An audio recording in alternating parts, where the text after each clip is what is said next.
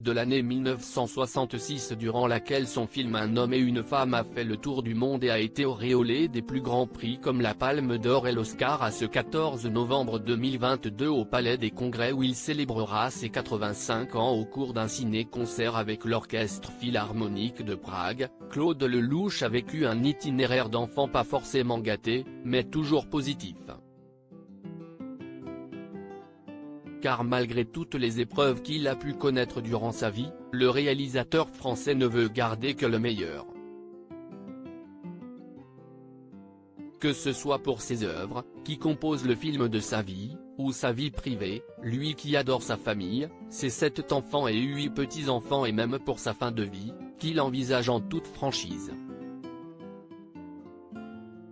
Dans Voici, il s'est confié sans détour sur son existence riche et intense. Claude Lelouch a fait tourner les plus grands, la plupart d'entre eux ne sont plus sur cette terre, Belmondo, Hallyday, Girardot pour se citer qu'eux et elles, mais si cela est douloureux, le cinéaste veut avant tout leur rendre hommage avec son grand spectacle de novembre, en forme de bande originale de sa vie. Sa mort, l'artiste octogénaire s'y prépare, ne souhaitant pas devenir un boulet qui radote pour sa famille.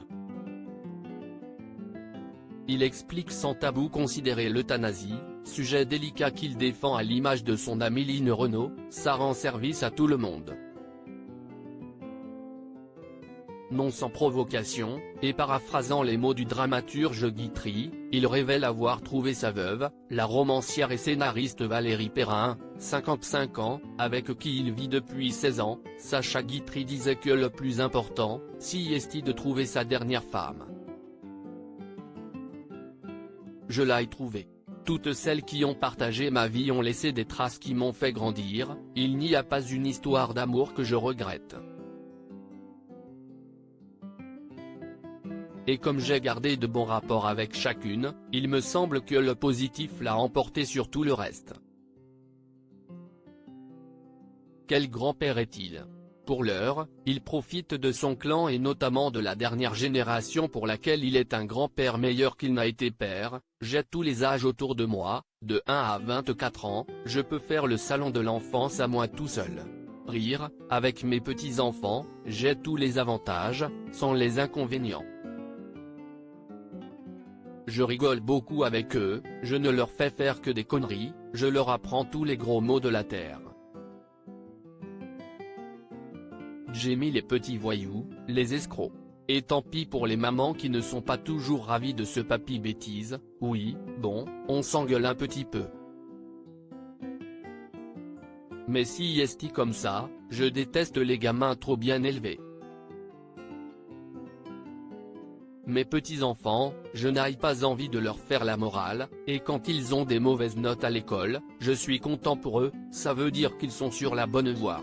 Claude Lelouch est le père de 7 enfants. Siemon, né en 1969 de son mariage avec Christine Cochet, Sarah, 1976, avec le mannequin Gunilla Frieden, Salomé, 1983, dont la mère est la comédienne Evelyne Bouix, Chaya, Sabaya et Sachka, fruit de ses amours avec Marie-Sophie L. Entre 1985 et 1992. Et enfin Stella, 1998, née de son mariage avec Alessandra Martin. Une progéniture qui lui a donné, pour le moment, 8 petits-enfants.